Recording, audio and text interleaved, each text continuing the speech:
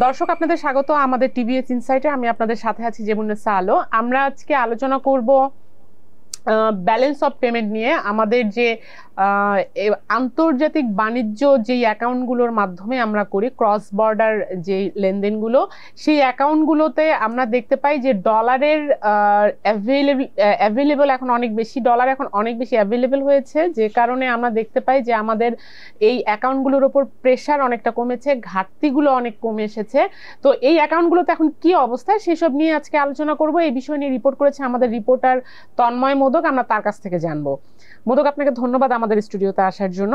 আপনি যদি একটু বলেন যে আমাদের এই যে জুলাই অক্টোবরের যে লেটেস্ট আপডেট, সেখানে আমাদের বাণিজ্য ঘাটতি এবং অন্যান্য অ্যাকাউন্টগুলোর কি অবস্থা। প্রথমে ধন্যবাদ আপা আমাকে এই শোতে আমন্ত্রণের জন্য। তো আমরা যদি জুলাই থেকে অক্টোবর সময়ের যে ব্যালেন্স অফ পেমেন্টের প্রথম যে উপাদানটা ট্রেড ডেফিসিট, যেটা আমরা বলি আর কি, ট্রেড ব্যালেন্স মানে এক্সপোর্ট এবং ইম্পোর্টের যে পার্থক্যটা, তো গত অর্থ বছরে আমাদের সেই পার্থক্যটা ছিল 7.5 বিলিয়নের বেশি, এবং এই অর্থ বছরের প্রথম 4 মাসে সেটা 6.66 বিলিয়ন ডলারের মতো নেমে এসেছে। ডেফিসিটটা নেমে এসেছে, ডেফিসিট কমেছে। এর অন্যতম কারণ আমরা যেটা দেখছি যে আমার এক্সপোর্টে একটা ভালো গ্রোথ আছে, 8%-এরও বেশি একটা গ্রোথ আছে। ইম্পোর্টেও কিছু গ্রোথ আছে 1%-এর মতো, তবে সেটা খুব সিগনিফিকেন্ট না। এই এক্সপোর্টের যে গ্রোথটা আমরা দেখছি 8%, যদিও জুলাই মাসে ছাত্র জনতার আন্দোলনের কারণে, অগাস্ট মাসে সরকার পরিবর্তন সহ নানা টালমাটাল অবস্থা কিন্তু ছিল আমাদের অর্থনীতিতে, তারপরেও কিন্তু এক্সপোর্টের যে 8% গ্রোথটা, এটা কিন্তু আমরা বেশ ভালোই আসলে বলতে পারি। এবং অর্থনীতিবিদরাও আসলে বলছেন যে এই টালমাটাল সময়ের মধ্যে এক্সপোর্টের গ্রোথটা নিয়ে আসা, যেখানে বিভিন্ন আন্দোলন চলেছে, আরএনজি ওয়ার্কার যারা ছিলেন তাদের বেতন ভাতা নিয়ে আন্দোলন চলেছে, ফলে উৎপাদনে একটা ডিসরাপশন ছিল, তারপরেও এই গ্রোথটাকে তারা ভালো বলছেন। এবং এই কারণেই 3 মাস তো প্রিভিয়াস 3 মাসের আসলে আমরা তো 3 মাস পেছনে থাকি এক্সপোর্ট রিসিভের ক্ষেত্রে। সেই ক্ষেত্রে আমাদের পুরনো এক্সপোর্টের যে বিলগুলো এখনো আসছে, যে কারণে আমরা এখানে রিফ্লেকশনটা দেখতে পাচ্ছি। তারপর আপনার আরেকটি অ্যাকাউন্ট আছে যে কারেন্ট অ্যাকাউন্ট ব্যালেন্স, সেটিও বলেন একটু যে কত হয়েছে। আচ্ছা, আমাদের কারেন্ট অ্যাকাউন্ট ব্যালেন্স আপা, আমরা গত অর্থ বছরের প্রথম 4 মাসে আমরা 3 বিলিয়নের বেশি আসলে ডেফিসিট দেখেছিলাম, ঘাটতি ছিল। এই অর্থ বছরের প্রথম 4 মাসে কিন্তু সেটা 750 মিলিয়নের আশেপাশে চলে এসেছে। এর অন্যতম কারণ হলো যে রেমিটেন্সের যে গ্রোথটা, রেমিটেন্স আমরা প্রায় 30%-এর মতো গ্রোথ করতে পেরেছি। মানে হিস্ট্রিক হাই নাকি আমাদের এই 30% গ্রোথ এই সময়ে যে গ্রোথটা আমাদের? হ্যাঁ, 30% গ্রোথ, এটা আসলে অনেক বেশি। কারণ আমরা দেখছি গত অর্থ বছর একই সময়ের তুলনায় প্রায় 2 বিলিয়ন ডলার আমরা বেশি রেমিটেন্স পেয়েছি, এবং এই 2 বিলিয়ন ডলারটাই কিন্তু আমাদের কারেন্ট অ্যাকাউন্টের ডেফিসিটটা কিন্তু 2 বিলিয়নের বেশি কমিয়ে দিয়েছে আর কি। সো কারেন্ট অ্যাকাউন্ট ডেফিসিটটা কমার মূলত ড্রিভেন জিনিসটা হলো রেমিটেন্স। আবার আমরা ফাইন্যান্সিয়াল অ্যাকাউন্টেও আমরা দেখতে পাচ্ছি যে আমাদের সারপ্লাস হয়েছে।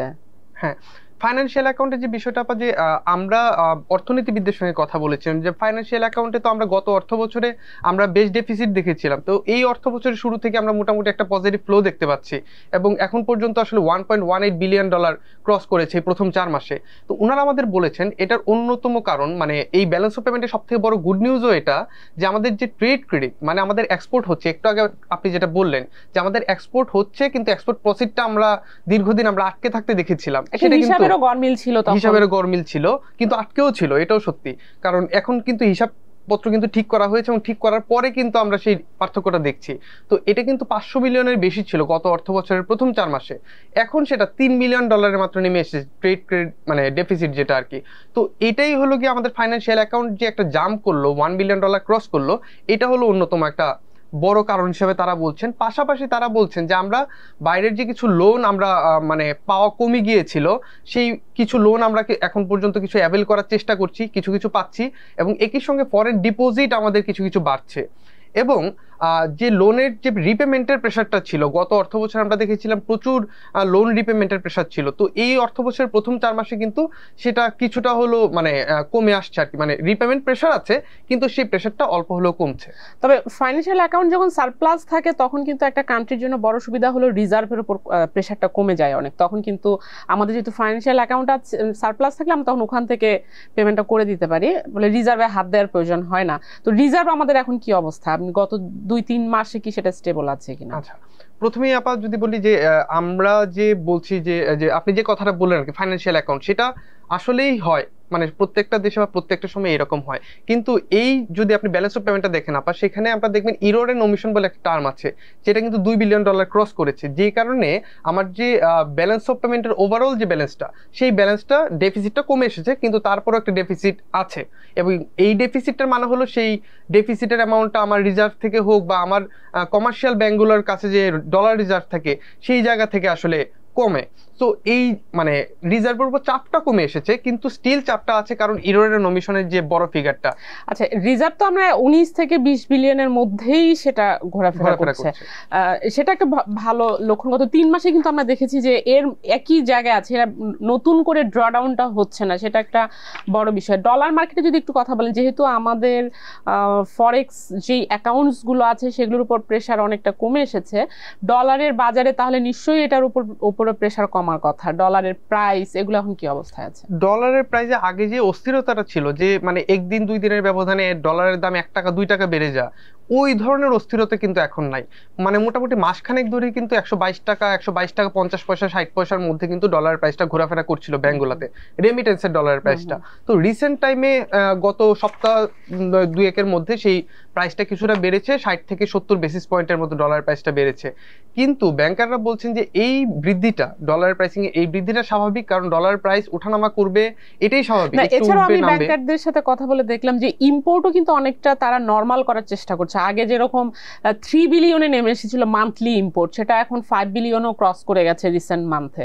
তো সেটার কারণেও কিছুটা প্রেশার, যেহেতু তার বিজনেস নরমাল করার চেষ্টা করছে। হ্যাঁ, ইম্পোর্টের মানে ইম্পোর্ট এলসি খোলার যে বিষয়টা, এখন আমরা দেখছি যে আগে যে মানে বিপিসির যে এলসি গুলো, মূলত মানে তেল, যে আমরা জ্বালানি তেল আমদানি করি, সেই এলসি গুলো কিন্তু রাষ্ট্রায়ত্ত ব্যাংকগুলোতে আগে খোলা হতো। তো যে কারণে রাষ্ট্রায়ত্ত ব্যাংক যখন মার্কেটে ডলার পেতো না, তারা রিজার্ভ থেকে ডলার নিয়ে আসতো, রিজার্ভ থেকে ডলারের সেই পেমেন্টটা করে দিত। কিন্তু এখন আমরা যেটা দেখছি এখন হলো যে রাষ্ট্রায়ত্ত ব্যাংকগুলো কিন্তু বিপিসির এলসি খুব বেশি খুলছে না, এবং বিপিসি মানে 7 থেকে 8টা কমার্শিয়াল ব্যাংকের কাছে যাচ্ছে, এবং 7 থেকে 8টা কমার্শিয়াল ব্যাংক কিন্তু এই এলসি গুলো খুলছে। ফলে এই যে কমার্শিয়াল ব্যাংক, তারা কিন্তু আসলে রিজার্ভ থেকে যে ডলার সাপোর্ট সেটা কিন্তু পাচ্ছে না। কেন্দ্রীয় ব্যাংক তো অলরেডি রিজার্ভ থেকে ডলার সাপোর্ট বন্ধ করে দিয়েছে। ফলে তারা এই ডলারটা কালেক্ট করছে আমার যে কমার্শিয়াল মার্কেট যেটা আছে, মানে সরি কমার্শিয়াল ব্যাংকগুলোর যে মার্কেট আছে বাংলাদেশে, ইন্টারনাল মার্কেট, সেখান থেকে। ফলে এখানে একটা চাপ তৈরি হয়েছে, ফলে এখান থেকে অল্প একটু মুভমেন্ট করছে ডলার। ধন্যবাদ আপনাকে মোদক, আমাদেরকে সময় দেওয়ার জন্য। আপনাকে ধন্যবাদ আপা।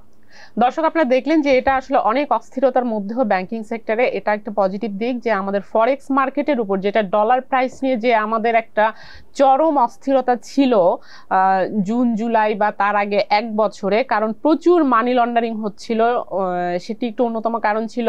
রেমিটেন্স হুন্ডিতে আসছিল, কারণ আমাদের আর্টিফিশিয়ালি ডলারের রেট কমিয়ে রেখেছিল, যেখানে কার্ব মার্কেটের রেট অনেক বেশি ছিল, এই গ্যাপ বেশি থাকার কারণেও কিন্তু হুন্ডিতে আসছিল। তো সেই জিনিসগুলো আমরা দেখেছি যে গত 3 মাসে অনেকটা স্টেবল হয়ে এসেছে।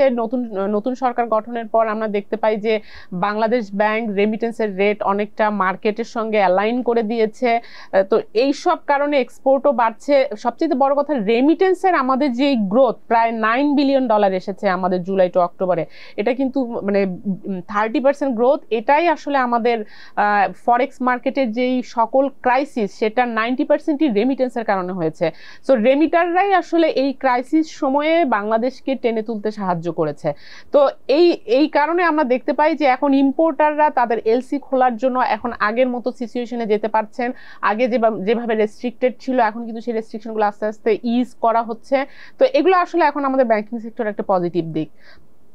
তো এই ছিল আজকে আলোচনার বিষয়। দর্শক, আমাদের সঙ্গে থাকবার জন্য আপনাদেরকে ধন্যবাদ, এবং আমাদের প্রোগ্রাম যদি ভালো লাগে তাহলে লাইক দিবেন, শেয়ার করবেন।